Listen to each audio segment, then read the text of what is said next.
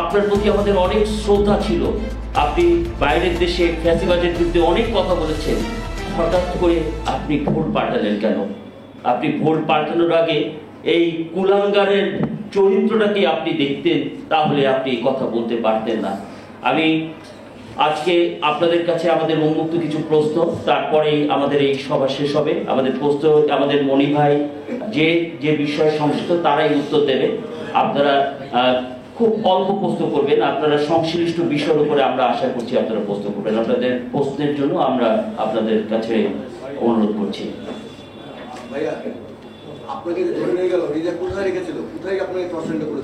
এটা র্যাব 10-এ, কিন্তু এটা আমি প্রথম বুঝতে পারিনি।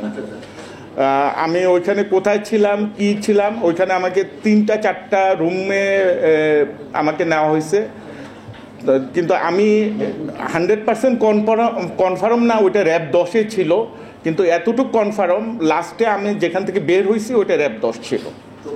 চোখ বন্ধ ছিল, 19 দিন গুম ছিলাম।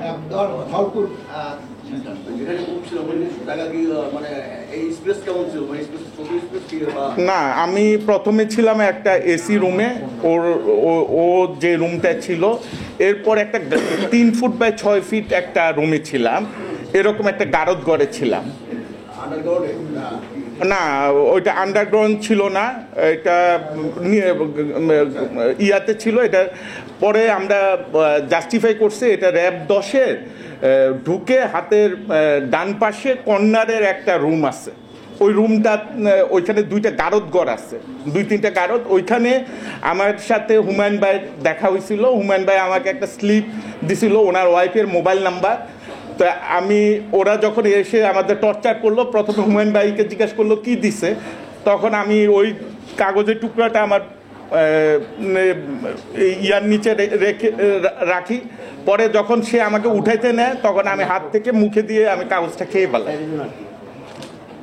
এরকম ছিল আমাদের আসলে দুর্বিষহ জীবন। আমরা 6 বছর অনেক কষ্ট করছি। আমি এখনো চিকিৎসাধীন, এখনো প্রতি কিছুদিন পর পর আমার দেশের বাইরে চিকিৎসার জন্য যেতে হয়। মামলা গতকালকে আমি মুক্ত হয়েছি, আলহামদুলিল্লাহ। আমার একটাই মামলা ছিল। জি,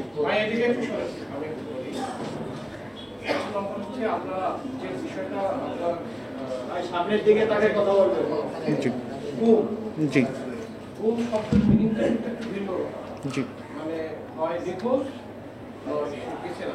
জি, আমরা এখানে দেখলাম আপনারা সবাই আছেন, ভালো আছেন। তো এটা মনে হয় সবচেয়ে ভালো হবে অপহরণ, চাঁদাবাজ। আমরা এটাকে অপহরণ বা চাঁদাবাজি মনে করছি না, কারণ আমার কাছে কেউ কোনো টাকা চায় নাই। আমাকে বইয়ের জন্য তুলে নিয়ে গেছে, নিয়ে যে আইসিডির মামলা দিচ্ছে, কারণ আমি লেখালেখি করতাম। চাঁদাবাজি কিভাবে হয়, যেহেতু আমার কাছে কোনো চাঁদা চাইনি সে।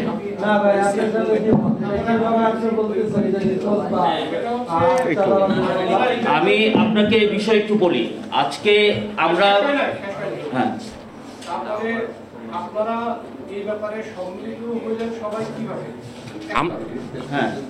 আমি বলতেছি এই ব্যাপারে আপনাদের দুদকে, অর্থাৎ কিছু আগে বলছেন যে ভারতে অনেক অবৈধ সম্পদ আছে, খুব সুন্দর এই পয়েন্টটায় আপনারা দুদকে অ্যাপ্লাই করছেন বা দুদকে কতটুকু এটা নলেজ দিচ্ছেন? কারণ এই লোকটাকে ফাঁসাইতে হইলে ফাঁসাইতে হবে তার অর্থ সম্পদ, অর্থাৎ সে অবৈধভাবে এটার একটা ডকুমেন্ট বা কালেকশন থাকবে বা লাগবে, তাহলে আমাদের সাংবাদিকদের জন্য সুবিধা হবে। আমরা এখানে আইলাম, আপনার কনফারেন্স দেখলাম, কিছু লিখলাম না, দেখা গেছে কোনো রেকর্ড করলাম না, এটা মানে আগের লোকটার অর্থ সম্পদ কোথায় কি আছে এই ডিটেইলসটা একটু কালেকশন সাংবাদিকদের মাধ্যমে করা হবে। তারপরে দুদক, তারপরে এই লোকটার এই সমস্ত তার সুবিধা হবে। আপনার কথা সেটা হলো যে আপনি প্রথমে বলছেন যে আমরা কিভাবে সবাইকে চিনলাম, যেহেতু কেউ র্যাব 10-এ, কেউ র্যাব 2-এ, ভিন্ন ভিন্ন সবাই গুণ হচ্ছে। সেটা হলো যে স্বাধীনতার পরের দিনই 6ই আগস্ট আমি আমার ফেসবুক আইডি থেকে একটা লাইভ করেছিলাম আমার গুমের, যে আমার গুম এবং তার বিস্তারিত বর্ণনা, একদম স্বাধীনতার পরের দিন। তখনও গুম নিয়ে ওইভাবে প্রকাশ্যে আসেনি।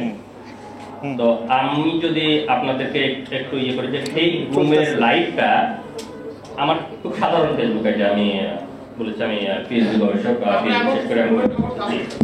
সেই ফেসবুক লাইভটা প্রায় আমার আইডি থেকেই 6 মিলিয়ন মতো ভিউ হয়েছে, হিউজ পরিমাণ ছড়াইছে আমার ফেসবুক আইডি থেকেই শুধু। আবার আমার আইডি থেকে ডাউনলোড যে অনেক ইউটিউবার, আমার তো ভেরি সাধারণ আইডি, অনেকেই ডাউনলোড দিয়ে প্রচার করছে। তখন আমার আইডিতে অনেকেই কমেন্ট করছে, ভাই এ তো আমি তখন সেখানে স্পষ্ট করে বলছি যে আমাকে মহিউদ্দিন ফারুকী গুম করছে। তখন এনারা ওখানে কমেন্ট করছে যে আমাকেও তো গুম করছে, বা ওনারা অনেকেই করছে, দেখ তো এ তো আমাদেরকেও গুম করছে এরকম। তখন আমরা আইডেন্টিফাই করছি কিন্তু আরো আমরা জানি, যেমন আমি যখন গুম ছিলাম তখন আমার সাথে আরো 5 জন ছিল, ভাইরা সবাই বলছে, তারাও আরো কয়েকজনকে দেখছে। এবং আমরা যতটুকু জানতে পারছি যে গুম কমিশনে তার নামে অলরেডি প্রায় 100 অভিযোগ অলরেডি আছে।